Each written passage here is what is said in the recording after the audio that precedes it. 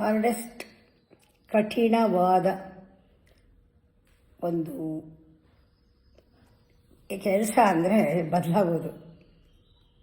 ಎಷ್ಟು ಜನ ಹೇಳ್ಬೋದು, ನೀನು ಚೇಂಜ್ ಆಗಬೇಕು, ನೀನು ಇಂಪ್ರೂವ್ ಆಗಬೇಕು, ನೀನು ಬೆಳಿಬೇಕು, ನೀನು ಸರಿಗಿಲ್ಲ, ಯಾರು ಏನೇ ಹೇಳ್ಬೋದು. ಬದಲಾವಣೆ ಬಗ್ಗೆ, ಚೇಂಜ್ ಬಗ್ಗೆ ನಮ್ಮ ಚಾಯ್ಸ್. ನಮಗನ್ನಿಸ್ಬೇಕು ನಾನು ಬದಲಾಗಬೇಕು ಅಂತ. ಆ ಕ್ಷಣದಲ್ಲಿ ಡಿಸೈಡ್ ಮಾಡಿದ್ರೆ ಆ ಡಿಫ್ರೆನ್ಸು, ಆ ಚಾಯ್ಸ್ ನಮ್ಮದಾಗಿದ್ದರೆ ಮಾತ್ರ ಖಂಡಿತ ಬರುತ್ತೆ. ಪ್ರಾರಂಭದಲ್ಲಿ ಅನ್ಕಂಫರ್ಟಬಲ್ ಅನಿಸುತ್ತೆ.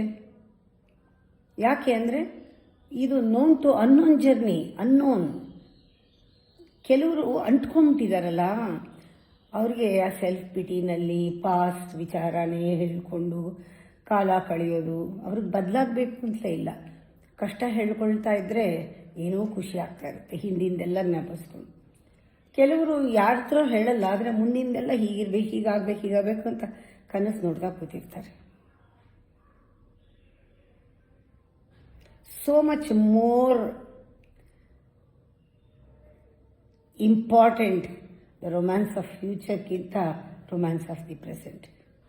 ಈ ಕ್ಷಣದಲ್ಲಿ ನೀವು ಪ್ರಾರಂಭಿಸೋದಿದೆಯಲ್ಲ, ಏನೇ ಪ್ರಾರಂಭ ಈ ಕ್ಷಣದಲ್ಲೇ ಆಗಬೇಕು. In state of being with clear intention and elevated emotion. ಯಾಕೆ ಬದಲಾಗಲ್ಲ? ನೀನು state of being into the future ಅಂದರೆ ಮೋರ್ ದ್ಯಾನ್ ಯು.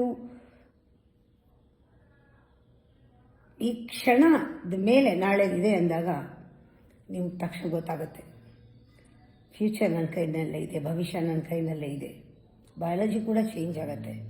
ನೀನು ಬೇರೆ ರೀತಿ ನಿನಗೆ ಕಾಣಿಸೋಕ್ಕೆ ಶುರು ಆಗ್ತೀಯ. ಅಲ್ಲಿಂದನೇ ಪ್ರಾರಂಭ.